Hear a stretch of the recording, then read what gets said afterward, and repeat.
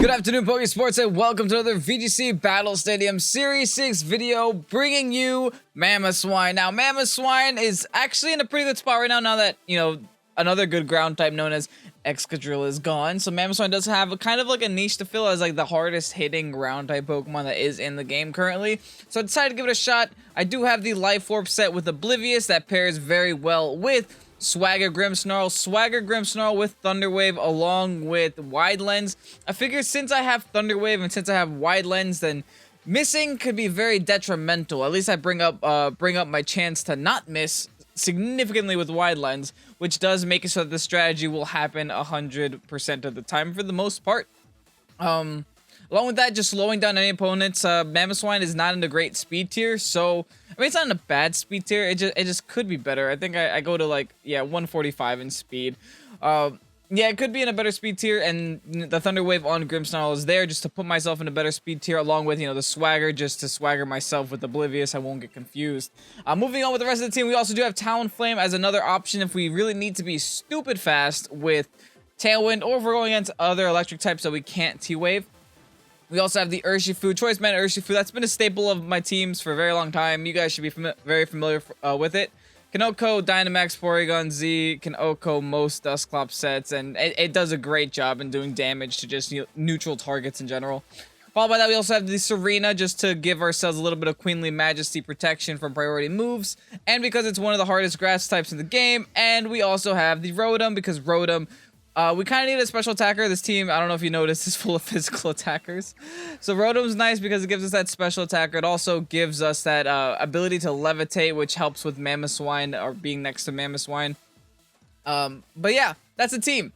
If you guys enjoy it, go ahead and hit the like button. If you guys are excited for today's video, go ahead and do the same exact thing, as we are getting very, very close to 4,000 subscribers. I would appreciate a subscription as well. But very quick before we start, we also do have a quick announcement. Now, the Pokémon Pokésports Pokemon League is starting right now, which is the Patreon only league for VGC 2020. But we're also hosting an online competition as well for Series 5, open to everyone. You guys can go ahead and check this out. It is currently live. You can go ahead and sign up. It will take place on the 18th at 1900 Universal Time. I think that equates to, I don't know, what's Universal Time? It's 3 o'clock Eastern Standard, 12 o'clock Pacific in the afternoon.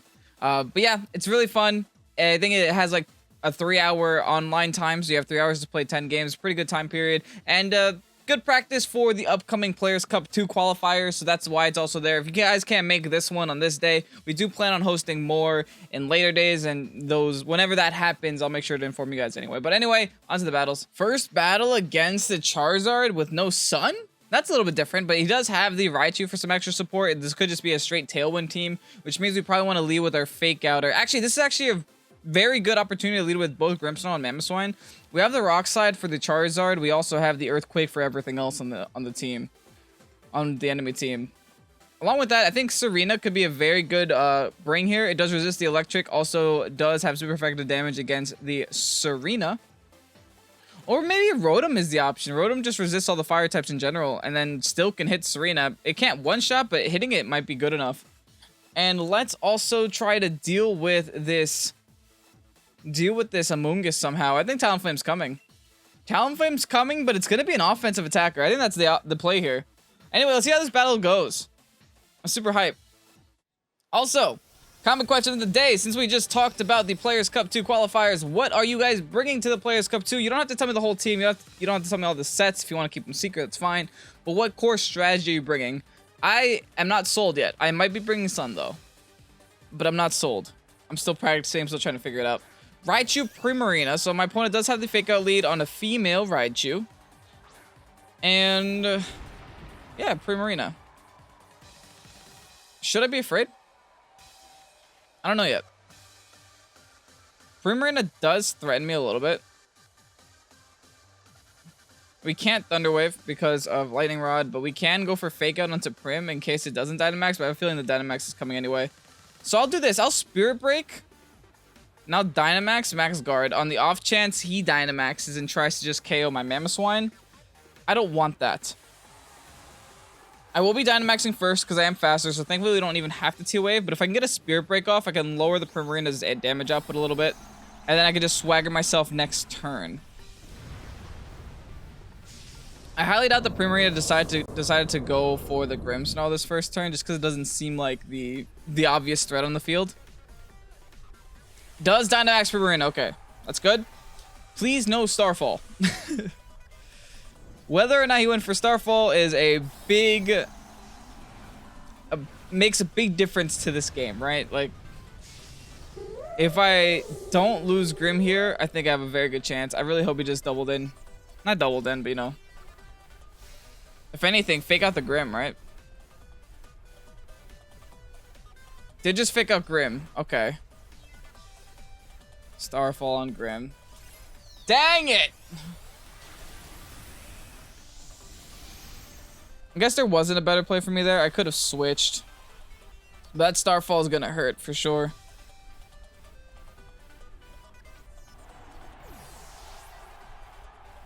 That Starfall is really going to hurt. I think my next best option is maybe just a Rotom. I might have to set up... I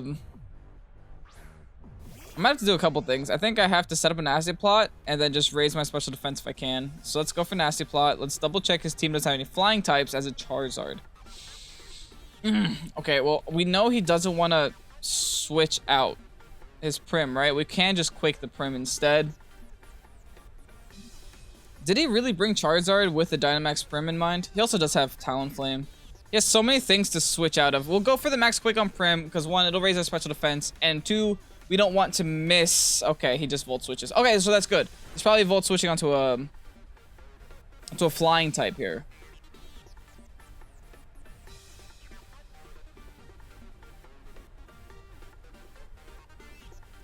Oh, all right. Into a Mungus. He might not have a flying type. But that does also cause problems for us for a couple of reasons. He can't thankfully put us to sleep because he just did give us grassy terrain. We just did have health to the... Okay, we don't even need the Nasty Plot here.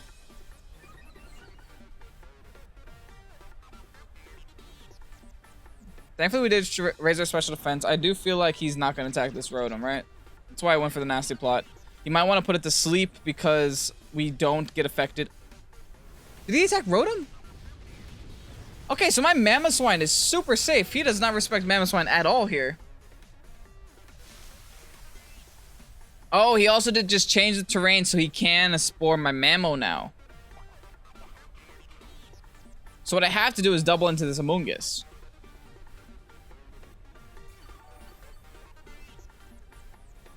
Because it could be Focus Sash, right? Like, I have to double into it. Can't really afford to lose my Mamo this early. So this is what we'll do. We'll Thunderbolt and Prim... no, we can't. He could switch into Raichu, right? We Hailstorm Amoonguss. Oh, wait. Oh, no. I actually locked in the Thunderbolt on the Prim. Oh, wait. This might take out Prim, though. It might not be that terrible. Like, I kind of am okay with taking out Prim. Are you sashed? It's not sashed. Okay. Okay, that's big. The sash is on the Raichu, so that's good. So I ended up making the right play by accident. I'll take those. We take those here. We definitely do. Let's see if this +2 Thunderbolt can knock out the Prim. Yes, okay, nice. Those are some clean KOs, folks. Those are some crucial and clean KOs. We have one more turn of Dynamax. And one of the Pokemon he's going to bring is weak to ground. So I feel good about this. Not to mention, you know, Raichu in general is not a very big offensive threat. So I don't even have to target it, if anything. Sends out Talonflame. I would rather destroy a Talonflame, I think. I think Talonflame is the better play. I have my own Talonflame in the back. Oh, wait. Oh, I max guarded first turn. That's right. I did max guard first turn. Okay. This kind of changes everything. I think I go for Hydro and Talon, and I go for Rock Slide, right? He can only fake out one of us. Either way, it's a KO on Talonflame. So let's play this card. He can only fake out one of us. He chooses the Mamoswine. Okay. He goes to the Brave Bird onto the... Do we take this? We take it. All right. We're able to keep both Pokemon this turn. He gets damaged by recoil. Hit it. Yes, we hit the Hydro Pump. Able to knock out the Talonflame. This is lovely. All right, Mamoswine doing some work, folks. Honestly, that 2-hit KO on the Primarina set up the Rotom that for this whole battle. We're gonna lose our Rotom, but we have Talonflame, so we can do something here. We could also even... Actually, we could just... Oh, he just brought himself back up to Sash. Well, he didn't bring himself. The aggressive terrain brought him back up to Sash. Well, what we could do is... We could Tailwind EQ, and then EQ again, because I don't think Raichu knocks us out. Or we could just double in and end the game right here. I think we just double in and end the game. Yeah, it seems like the best option. Just EQ and Flare Blitz and call it quits. Battle is canceled. Raichu can't take it. Mamoswine survived that whole battle, folks. That's what I like to see. That was such a fun battle. And I honestly thought we were in big trouble once he knocked out the Grimmsnarl, but we came back really hard. Oh my goodness, this team. There's a Slurpuff, there's a Pincurchin, and there's a Toxicroak. I have no idea what's about to happen to me, but I know there's a gimmick here somewhere. Anyway, I think we are super safe to do Mamoswine Grim. I like it. I think it's fine. I think we'll be okay. And maybe with the rest of the team, setting up a Tailwind might be really nice against this. Also, the Brave Bird is nice against the Urshifu and the Toxicroak, so I do think Talonflame is the play. Followed by... Do we do the same team? I don't think we need the Urshifu because that Charizard threatens it, and the Slurpuff actually threatens it as well. It is one of our hardest hitters, though, but I do think, yeah, maybe Rotom's the play. Rotom kind of walls him pretty well, too, because it does have the counterplay against the Milotic and the Charizard, and potentially the Urshifu if it's a Water Urshifu. But, yeah. Like, I always hate bringing the same two teams to two battles, but if it's the best play, it's the best play, right, guys? I wish I could showcase more, but you could always just play your own games. Maybe we could bring the other ones, because the Renzo code is down below in the description. Double fighting type lead. All right. I respect it. I respect it a lot. Do any of these Pokemon get Fake Out is the question. I think the Toxicroak gets Fake Out, right? I'm not too familiar with Toxicroak moves in general. We could go for... Could just go for Quake. Does he have any flying? He has a Charizard. Actually, let's not go for Quake. Let's go for the Hailstorm onto the Urshifu. And let's make an attempt to Fake Out the Urshifu as well. 1, because Urshifu can carry Sash. 2, because Urshifus don't tend to Dynamax. And 3, because Urshifu outspeeds me for sure. I have no idea if Toxicroak outspeeds me. Like, guys, I have probably never used a Toxicroak in my life. This isn't my fault that I don't know its calcs. Actually, that's a lie. I think the last time I used Toxicroak was Gen 6 on a Rain team. And I was very new to the VGC. Okay, let's just Fake Out my Grimmsnarl. Alright. That could be okay. Close combat, my big boy. We live at 58! That hurt a lot, though. That hurt, like, a lot. Okay, the fact that it hurt so much means it's Choice Banded, right? No, it was Focus Sash. But thankfully, we KO with the Hail. Now this following turn, what we can do is T-Wave the Croak. You know what, guys? I'm sorry. I'm just going to look it up. Because honestly, it does make a big difference what Toxicroak's speed is. At least we were able to get rid of a potential... Oh, no, there is no Sash. Because it was on the Urshifu. It's 85. What is Mamoswine? I think Mamoswine is like 80. Yeah. Okay, so it does outspeed my Mamoswine. That's good to know. Because we should be T-Waving it. So does Charizard. Okay, we can just double T-Wave them, though. So we just max guard. T-Wave 1. Then we'll T-Wave the other next turn.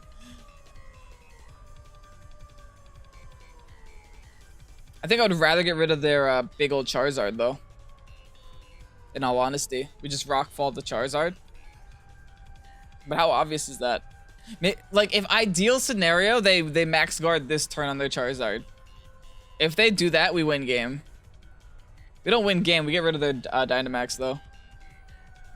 There's the Gigantamax. Will they max guard is the question.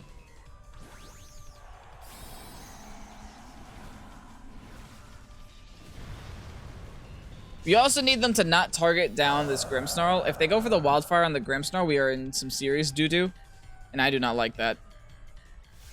So there's a max guard with our Mamoswine. Yes! That's so good! We get a T-Wave off here on the... Now he needs to not KO us with Poison Jab either. Or get paralyzed. Just get paralyzed. It's a lot better. Drain Punch. Perfect. Absolutely perfect. We can Rockfall here. We can Rockfall KO the Charizard. He can't double protect. We just go for the T-Wave and Rockfall. And it's so funny because I think we also can't even miss this this Thunder Wave either. This is just like best case scenario every single day of the week. We don't even need to swagger our oblivious Mamoswine in this game, I don't think. That's actually really good. Anyway, T-Wave onto the Charizard, gonna be lowering its speed by half. Oh, this is such a dirty play, followed by the Max Rockfall. The double paralysis is going to get us in the right speed tier here to KO the Charizard. Good riddance, folks. Mamoswine making plays, taking names. We're now in the sand. We get some residual chip damage off as well. We're probably going to go down to this Drain Punch, but honestly, so worth, right? We knocked out 2 crucial targets here with the Urshifu and the Charizard. Not to mention living the Urshifu close combat too. Yep, Drain Punch is probably going to get him back up to full or something. I don't know. Actually, we're only like 28 HP. Yeah. Okay, we're still in a good spot. We have the Talonflame for this guy. We just bring in Talonflame. And then he legit can't do anything. He can't even use one of his moves anymore because one of his moves were Fake Out. So, Talonflame's to play. Now it's down to what his last one is. Whatever it is, we T-Wave it. Slurpuff? Milotic. Okay, we T-Wave it. Because we can. Do we just taunt it? We'll taunt it next turn. Look, I don't want it to set up coils and do that. That could be a problem, but I think Brave Bird is our best option here, followed by just a straight T-Wave. The issue with Grimmsnarl is that we can't actually hit the Milotic with Spirit Break, because we're going to be helping it more than we're hurting it. So we got to keep that in mind. I think T-Wave and Swagger are probably our best options against this Milotic. We're going to take a lot of damage to Brave Bird. Hit the Thunder Wave. Never missing, boys. Never missing. Wide Lens OP. And we get the para. Okay, yeah. Oh, my opponent. That might be a forfeit right there. Because now we're about to do something that's so annoying that I would probably just give up playing. We're going to T-Wave the Milotic on the off chance it wants to coil and do stuff. Which I doubt it will. Oh, and we don't Spirit Break. We go for the Swagger. That's the play. We sit it through Parafusion. Battle was canceled. My opponent's not even going to play that game. They're not even ready to deal with that yet. That's what we like to see. Let's play one more just because we're getting really lucky with these battles. Well, did you look at that? Another Mamoswine. Okay. This is also like the first time I'm playing a Mamoswine on the ladder, but I do think... Why is this such a similar team? We have 3 of the same Pokemon. Interesting. But they're running the Clefable.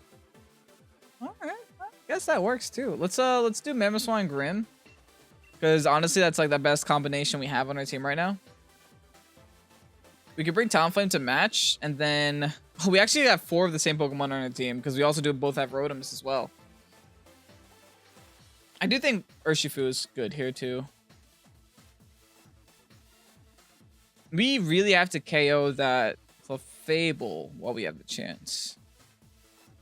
It might be more optimal to just bring Talonflame, Mamo, bring Urshi in the back, and then Serena? Is this weird? No, I think Talonflame Mamo is a better play here.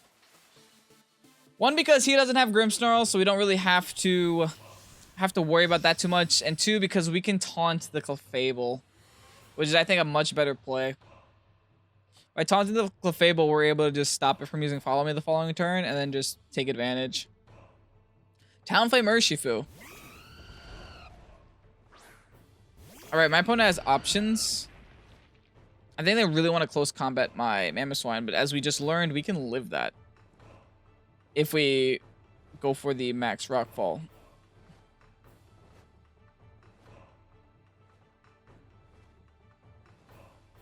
I think I do have to match the Tailwind, though. Then Brave Bird next turn.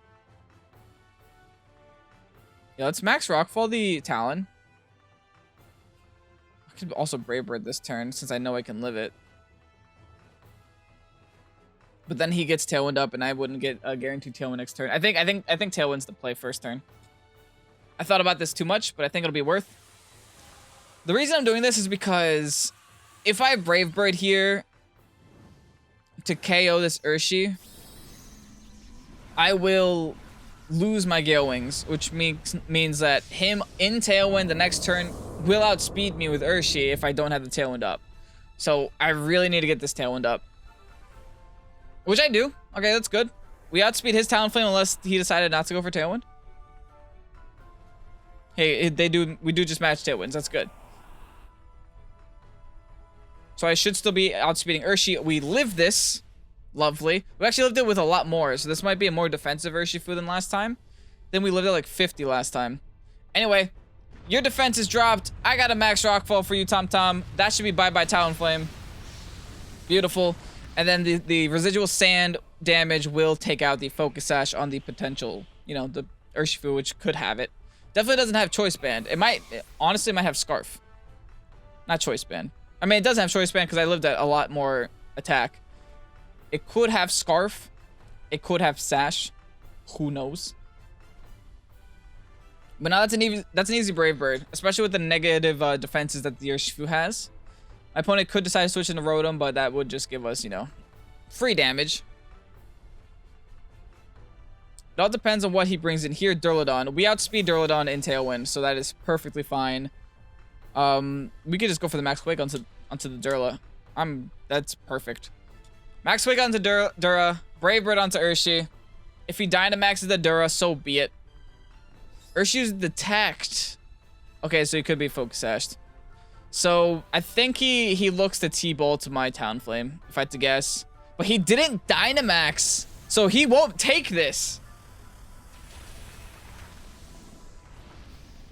If he Dynamaxed there, I was done, man. I was so done if he Dynamaxed there, because he would have lived that, because, you know, Durlodon has a lot of high, like, defenses. Has very high defenses. So he would have lived that.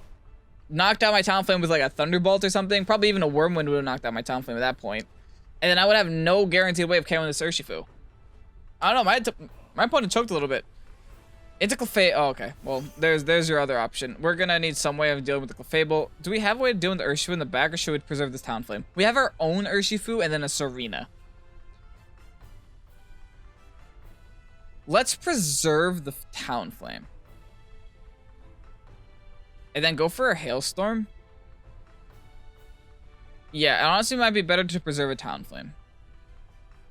Then I'll go in with my Serena. Because Serena's not really necessary for this battle anyway. And by having something to outspeed the Urshifu later on, it's going to be very nice.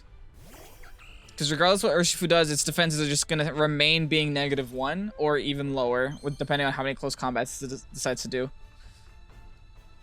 Goes for the CC onto my Mamo. That's fine. I respect that. We're just trying to put ourselves in a more optimal position here. At least we have the poison jab with our Urshifu.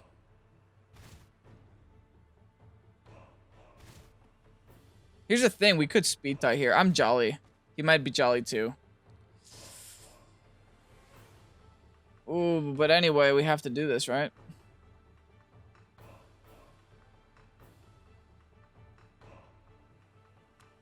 Okay, this is a rough game, actually. Like, why can these last two Pokemon probably sweep me? With, like, just Wicked Blow and everything else. Anyway, we Poison Jab the Clefable. We go for a Power Whip on Clefable. We just try our best to knock out Clefable here. Like, once Clefable's gone, we easy KO with Talonflame. Do not Dynamax the Clefable.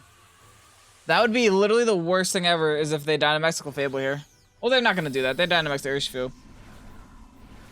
Urshifu with -2 defenses, though. He actually does less damage now because he's going to be going for... Also, it's not Gigantamax, just regular. He does less damage now with his max fists. Oh, come... Perfect! That is so ideal. What do you do? Okay. This is easy. That was the easiest thing ever. We got Citrus. Can we KO with, Power Whip?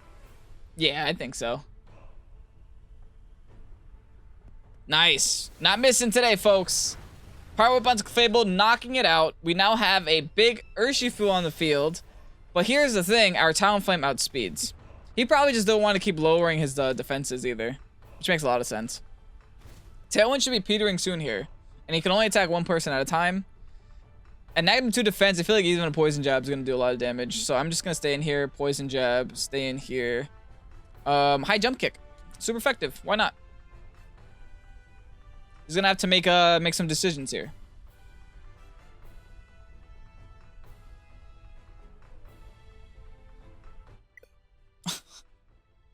Or make no decisions and leave. Well, we both know who won that game, folks. Oh boy. Did he get the glitch on me? Let's see. Do I stay online?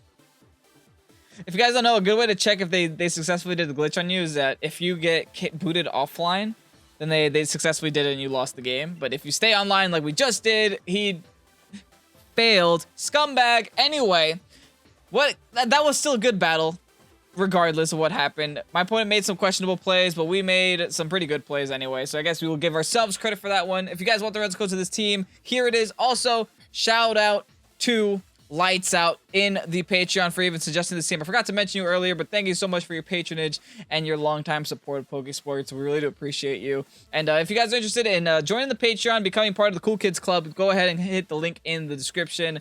Do have information on Patreon about like all the tiers that we can offer for you guys. One of which includes this one, where you can have me build a team for you and have it appear here on the channel. Anyway, I'm Kevin. I hope you did enjoy. If you did, you know what to do. Like and comment down below. Support Pokésports in every way possible. Have a great day, and peace out.